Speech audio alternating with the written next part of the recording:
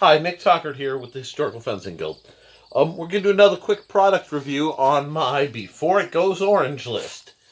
And what we have here is called the RD Hawk Trainer. This is a weapon that's developed by the Ontario Knife Company. The trainer's made in Taiwan. And you'll have the always wear eye protection here. You have the RD Hawk type trainer there. And let's just get into it.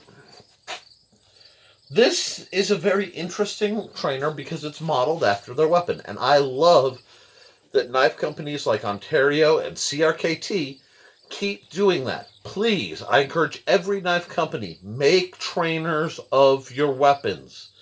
This allows people to practice with what they carry, which is an incredibly important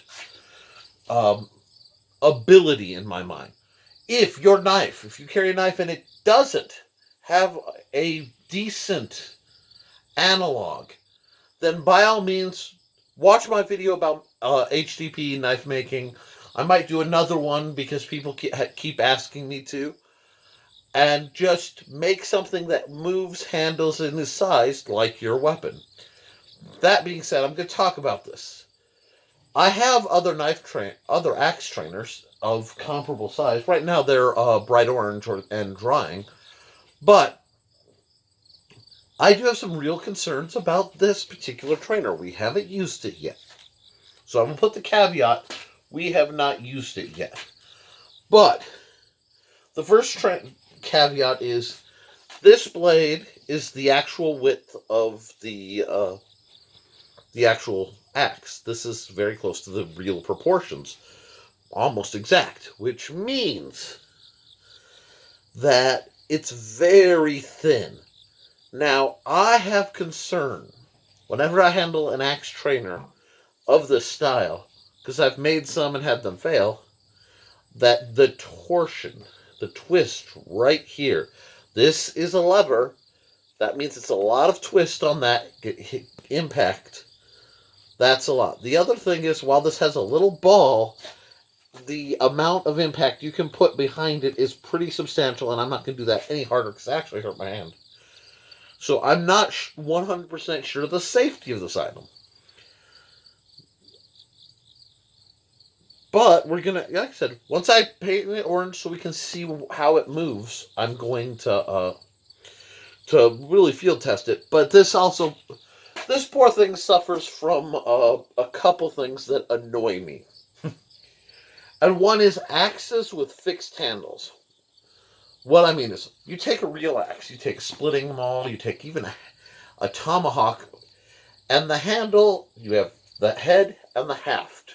Okay? The haft is all one width. It's all one material, usually. You know what I'm saying? And to use one of these, I like to be very dynamic in my grip. Okay? There are things you can do with like a punch, and then you just drop it down to your side. Let me see. Let me step back to... Oh. Practice that, and then I messed it up. My point being, you just drop it, let the weight, and it just drops right there.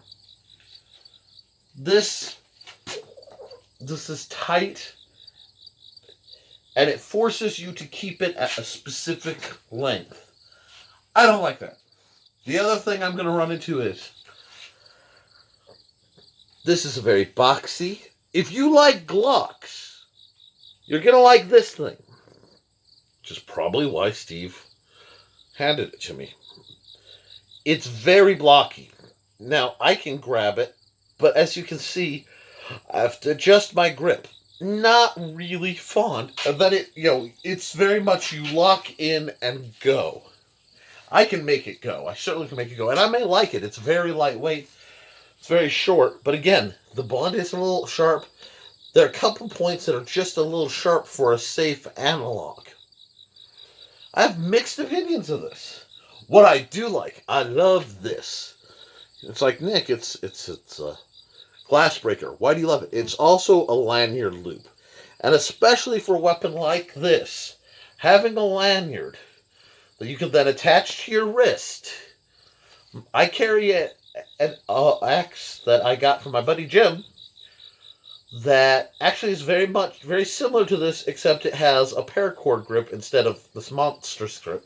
It's a little shorter. I will be making a trainer of it, but it has a bit of paracord that hangs down so that I can have that lanyard. And on an axe, having a lanyard is nice because an axe catches.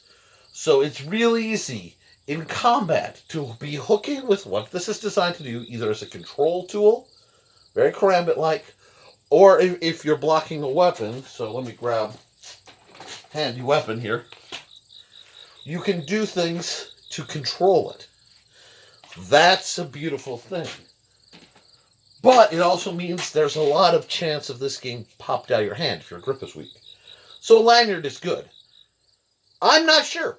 This thing interests me because it's trying to be several things. I don't know if I'd like the live steel version. But I do, even if I don't like this particular product or this argument design, I love the concept. So please, knife makers, if you're listening, keep making analogs. Let me see if I can do something kind of cool to offset the drop. All right. This will get spray painted orange. Go in the pile and support your local swordmaster. If you like what I do, like, share, subscribe, add it.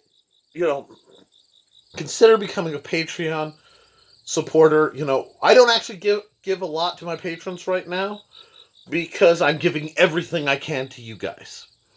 And so far, they seem to understand that. I am working on some surprises for my patrons. Perhaps a contest or two. Well, put in the comments what you want to see out of me. Either, Nick, what would it take for the guild to get more patrons? I want your input. This is meant to be a discussion. If you like my fighting style, definitely look into the Simple Sword. It's available through Amazon. I am working on the Strong Sword. I'm not going to give a date, but I have a major event in my life that comes up every year that I attend. I would love to have it done by then, but I don't want to announce that and then have to hold myself to it. So you'll see. Okay. What else can I say but support your local swordmaster?